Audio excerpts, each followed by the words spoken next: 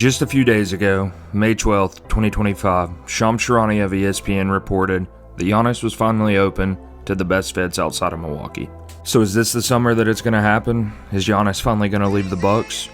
That's going to be his decision. It's going to be a very interesting offseason, and this will be the main story of the entire offseason, wondering where Giannis is going to end up, and this may be the domino that affects all the other big moves around the league. So today we're going to look at 6 potential trades where Giannis could end up on another team this summer. At number 6, we've got a bit of a long shot, but after the way that the Golden State Warriors season ended in 5 games to the Minnesota Timberwolves after the Stephen Curry injury, this is going to be a point of discussion over the offseason. So let's look at a potential trade for Giannis to Golden State. The reason this is such a long shot is that in order for the money to work, it almost seems like Jimmy Butler would have to be included in this deal. Obviously, the Golden State Warriors made a big move to acquire Jimmy Butler midway through the season, and trading him at this point after less than 6 months on the team would be a pretty crazy move. But let's go ahead and take a look at this trade. So here we have Jimmy Butler, Brandon Pajemski, Trayce Jackson-Davis, and first rounders in 2026, 2028, and 2030 for Giannis Antetokounmpo. The Warriors are in a bit of a desperate spot right now, trying to do their best to give Stephen Curry one more shot at a championship. And I think we all know that the Jimmy Butler move was a pretty big step in trying to make that effort to get one last run out of the old core with Draymond and Stephen Curry. So what would Giannis bring to this organization? I think more than anything, he brings someone that can put pressure on the rim and someone that can consistently score off of Steph without needing to have any motion in the offense created for him. That's something that stood out to me big time in this Minnesota series for the Warriors, is that when Steph isn't out there, this offense just doesn't look good at all. They're trying to create threes, they're trying to force the extra pass in every single possession. In a lot of situations, that just ends up in a turnover or a really bad shot at the end of the shot clock. And Jimmy Butler, despite his past playoff success and ability to take over games and will his team to victory, in a lot of these games in the Minnesota series, it just seemed like he didn't have any interest in taking over. This move would mean that Golden State is selling their future. Giving up 3 first-rounders and one of their better young players in Brandon Pajemski is a really big move, but adding Giannis could potentially open that window for one more championship run. Looking at their new core, if this trade was to take place, it's clear that everything on this team would revolve around 3 main guys: Steph, Giannis, Draymond. And obviously Moses Moody's still sticking around to hopefully add some shooting and a little bit of defense for this team. It would make a very thin roster around the edges where there's not going to be a lot of salary cap that you can use on role players. So this would put a massive burden on Steph Curry and Giannis to carry the offensive load throughout the season and through a potential playoff run. And after what we saw this year with Steph Curry going down and everything falling apart for the Warriors, and knowing that Giannis has a history of some injuries at unfortunate times in the playoffs, this could be absolutely disastrous. But if the Warriors want to make one more swing for the fences, then this is a move that could potentially put them back in contention one last time for 1 or 2 seasons in a very short window to end Steph Curry's prime. Trade number 5 would land Giannis Antetokounmpo on the San Antonio Spurs. So what's this deal looking like? Harrison Barnes, Keldon Johnson, Devin Vassell, Jeremy Sohan, a 2027 Hawks first rounder, 2028 pick swap with the Celtics pick, 2029 first rounder, and a 2031 Wolves first rounder for Giannis. The money matches up here. This is obviously a very large move, giving up a lot of assets and a lot of players for Giannis. But what would this potentially add for the Spurs? Again, the same way we spoke on with the Warriors, just a dynamic guy who can get downhill, put pressure on the rim. I think that we all know how exciting watching Giannis and Victor Wembanyama play together would be. And after the move to trade for De'Aaron Fox midway through this previous season, adding Giannis would officially open the Victor Wembanyama championship era, where the Spurs would be a contender, they would be an expected playoff team, and someone that we could see potentially making it out of the West and winning a championship. When we look at the Spurs' new core after this trade, it's focused around 4 guys. Your reigning Rookie of the Year, Stephon Castle, De'Aaron Fox, who has established himself as one of the better guards in the NBA, Victor Wembanyama, and Giannis. That is a really, really exciting group of 4 guys. And I believe that the ceiling for that team will be very high when you look at De'Aaron Fox's shot-making ability, how fast he can go in transition, and then when you look at Stephon Castle's defensive ability and the way that his shot-making progressed throughout his rookie year and allowed him to win that Rookie of the Year award.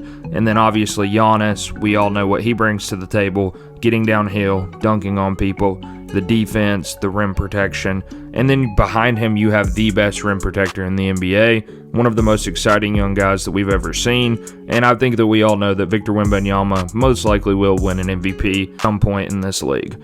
So when we think about Giannis, who obviously is a former MVP, former champion, paired up with Victor Wembanyama, who could potentially win an MVP at some point in his career if he's able to stay healthy, that's a pretty exciting thing.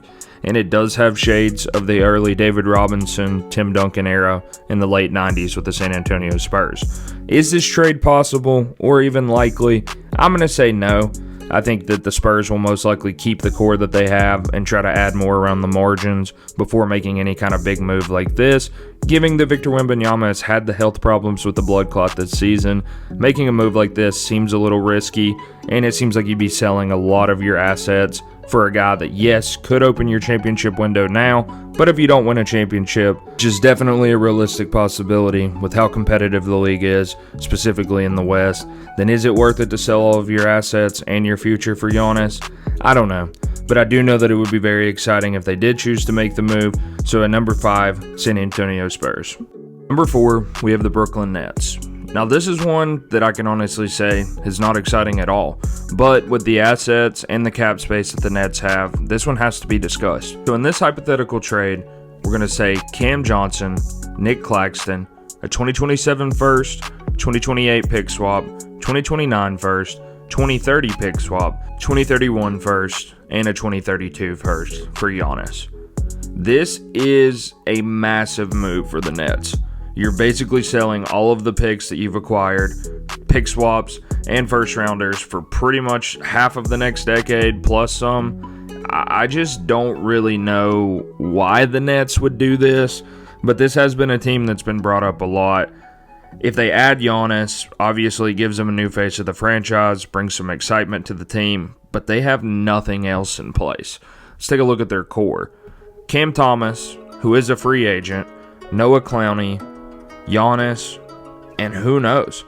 The team would have basically no one left. We all know that their roster is already pretty terrible, and if you trade away Nick Claxton and Cam Johnson for Giannis, I'm just not sure if the team is going to have enough juice to even make the playoffs. Obviously, once you acquire Giannis, the team could make other moves that would allow them to be more competitive, but considering that they're giving up all of their assets for Giannis in this hypothetical trade, I don't know how that would even be possible to give him enough talent to where he would legitimately have a chance, not even to compete for a championship, just to compete to win a first-round series. So although I don't think that this trade is very exciting, and I genuinely hope that it doesn't happen, like I said, it does have to be discussed because of the assets that the Nets have and how they could make a very competitive offer to Milwaukee that would be very appealing. Now, would Milwaukee do this to Giannis after everything that he's brought to that organization, including the first championship that the team's been able to win since Oscar Robertson and Kareem Abdul-Jabbar in the 1970s, almost 50 years ago? I don't think that they would do it to him. This would be pretty dirty, and in my opinion, Giannis is going to have a little bit of a say in where he goes this summer, and I don't think he would have any desire to go to Brooklyn, to just be out there, put up numbers, and to lose. Because Milwaukee, in their current situation, no matter how bad it is probably a better place to be than Brooklyn. Number 3. This is where things start to get a little more interesting. Giannis to the Memphis Grizzlies. This one, honestly, seems like something I could see happening. So in this trade, we're going to say Jaren Jackson Jr., Brandon Clark, Luke Kennard, John Conchar, a 27 first, 28 pick swap, and 29 first for Giannis. Memphis has been an absolute mess the last couple seasons, a lot of which started when John Morant decided he wanted to be gangsta, pull out his guns, and then sent the entire team into turmoil. And what we saw in the Oklahoma City series this playoffs is that Memphis is just not built to compete with any of the top teams in the West. Jaren Jackson Jr. and John Morant both have noticeable weaknesses on the court, But Jaren Jackson has won a Defensive Player of the Year and had a pretty good season this year where he developed a lot of his offense, especially in the times in the season where John Morant was out with injury. And I do believe that that's a young asset that Milwaukee would be interested in. In this trade, Memphis would give up their second best player, but they would add a player that is a substantial upgrade. Watching Giannis and John Morant play together would be exciting. Plain exciting.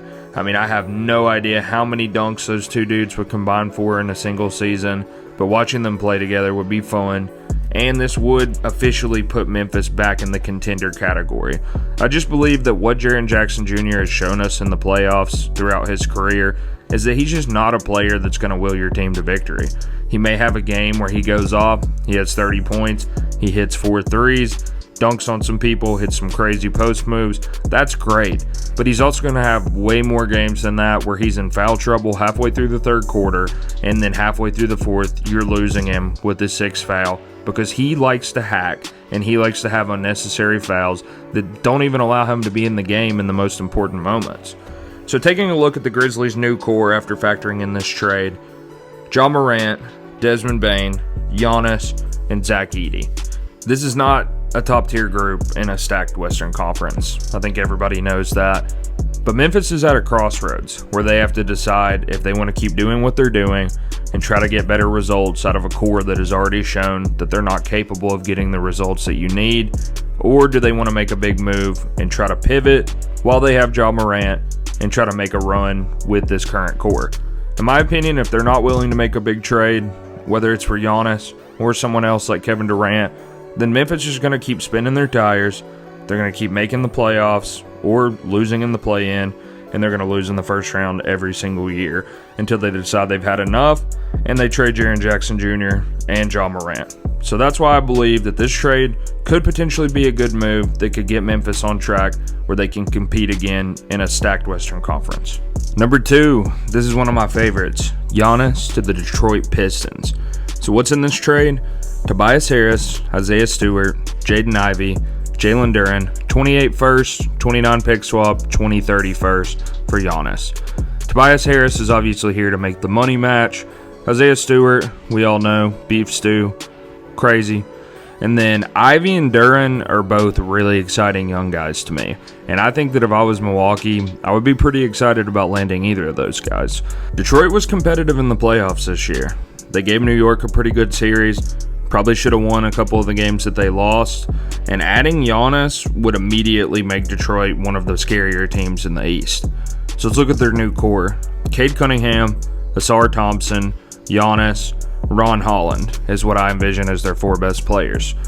Cade obviously established himself this year as one of the best guards in the NBA. He'll definitely be on one of the All-NBA teams. Asar Thompson, just like his brother, scary defender, crazy athlete. I believe that those two are probably 2 of the top 5 athletes in the NBA. Giannis, whole other level of athleticism there. And then Ron Holland, who's also a very good athlete. I think that this team will be exciting. They'll be able to run. Cade and Giannis getting out together in transition. That pick and roll of Cade just trying to feed Giannis on the cuts. And then giving Cade another guy on his team who can really go get buckets. Exciting. I mean, I think that this team would potentially be able to get a top 5 seed in the East. And then what they did this year that showed me that this team is on the right path is hiring JB Bickerstaff, bringing in good veterans that could complement Cade. And then with the cap space situation, with this new core after the trade, they would still have a little money to go out and make some more moves. So Cade, Asar, Giannis, that's your trio. Ron Holland gives you some good minutes off the bench. And then you can go out and add a couple other guys. So you're losing your 2 main centers, which obviously is something you would have to replace. You are losing Jaden Ivey, so you would probably have to go get another guard. But I think in the situation Detroit's in, adding Giannis, it would be worth it to figure everything else out. And I think that for some of the other young teams in the league, making a move like this at this point in their timeline wouldn't make a lot of sense. But personally, I think it does make a lot of sense for Detroit. So I would love to see Detroit make this move, trade for Giannis, and give Cade an absolute superstar that you can pair him up with, and hopefully open that championship window. Number 1, this one's my favorite, Giannis to the Houston Rockets. So what do we got? Jalen Green, Jabari Smith, Tari Eason, Cam Whitmore, 27 first, 28 pick swap, 29 first, 2031 first for Giannis. You may be wondering, why does this package seem like it's got a little more juice to it than some of the other packages that I've presented in this video? Well, that's because I think Houston is in a situation where they would need this move more than any of the other teams on the list. And Houston's also in a situation where they have the luxury of so many young assets on their team that they could afford to trade these 4 young players. They could afford to trade 3 firsts and a pick swap for Giannis and still be competitive, still have enough talent to win at a high level. Jalen Green, I think we've all seen, is flashy. He has moments where he's very, very exciting. And in the Golden State series, he put the team on his back and won one of those games. So, I mean, we've seen good things out of him. But overall, I don't know if Jalen Green is the type of player that can be on a winning championship-level team. The next 2 guys, I am a huge fan of. I absolutely love Jabari Smith coming out of Auburn in the draft. Same feelings about Tari Eason coming out of LSU. And both of those guys have added a lot of value for the Rockets. Losing both of them would be tough, but I think that it's fair to say that Jabari Smith is still somewhat of a prospect right now. Hasn't quite lived up to the hype of where he's drafted yet. That doesn't mean he's not going to live up to it at some point, but for the current Houston Rockets team, he's a good role player, but he's not someone that I think is a must-keep.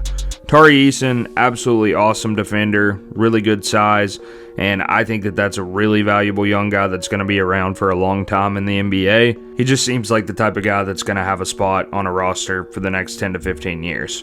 Cam Whitmore, someone that I think, unfortunately, just got drafted to a spot where there weren't enough minutes for him. Cam Whitmore is exciting. One of the highest rated players coming out of high school going to Villanova. And then we saw him slip way down in the draft, way farther than we thought, because he was a projected top 5 pick that ended up going way later than everyone expected. Cam Whitmore's exciting, and I think that for a team like Milwaukee that basically has no young assets at all, if this package is offered to you and you can get 3 potential starters and then a great bench player who could end up starting in Cam Whitmore, I mean, this is an entire young core that you're getting for trading Giannis away, plus 3 firsts and a pick swap that can allow you to build upon that core in the future. An offer like this is going to be one that stands out to the Milwaukee Bucks when they're fielding all these trade offers from teams around the league. And to me, this would be the move to make for both sides, because when we go ahead and look at the Rockets' new core, you have Fred VanVleet, who's a championship player, Amen Thompson, who I personally believe is going to be one of the best players in the NBA 5 to 6 years from now, Giannis, who's a current top player in the league, and then Alperen Şengün, who showed a lot in the Golden State series this year. Dude's got great moves on the post. He's a bit of a throwback player. Love this team. And I think that this is a team that could legitimately end up being a top 3 seed in the West for the next couple years, the same way that they were this year. People may wonder, why would Houston shake it up, considering how successful their season was this year and how young their team is. I just believe when you have an opportunity to get Giannis and open a championship window, you do it. And I think if you're the Milwaukee Bucks and this offer comes to you, you got to accept it. So in my opinion, this is the number 1 potential trade for Giannis, sending him to the Houston Rockets for a lot of picks, a lot of young guys, and this is the move that I would say is the most likely to take place this summer. So what do you guys think? Which one of these trades do you think is the most likely? Which one would you like to see the most? Or are there another option that I didn't mention today that you think would be better than all these? Go ahead and drop a comment down below. Let me know where you think Giannis is going to be playing next season. Thank you guys for tuning in. Everyone have a great day. Hands along right. Picks off the pass. Needs some